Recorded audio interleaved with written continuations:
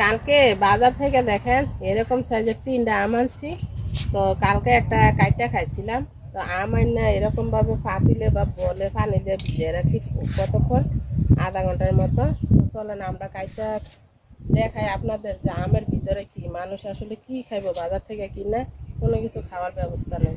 3টা আমের ওজন হয়েছে 2 কেজির উপরে। কালকে একটা কাইটা ফালাই দিছি, খাইতে পারি নাই, যেমন টক আর এমন হয়েছে আপনার মনে হয় যে মেডিসিন দিয়ে এটা সিদ্ধ করে রাখছে, বাস আর কিচ্ছু না। আর আমরা দেখেন মাশাআল্লাহ কত বড়, বাজারে দেখে তো লোভ লাগে যে আম কিনা নিয়ে যায়। আমটা আমার খুবই পছন্দ, কাঁঠালের চাইতে আম পছন্দ, কিন্তু এবার আম খেয়ে শান্তি পাই নাই। আমের কালারটা এত সুন্দর, জানি না কে কে এই আম কিনা খায় বাজার থেকে, টাল দিয়ে রাখছে আমের। আমের কালারটা দেখেন, ভিতরে কি সাদা সাদা ফেস ফেসা, আর এই যে উপরটা দেখেন কত সুন্দর কালার, দেখলেই তো লোভ লাগে যে কিনা নিয়ে খাই।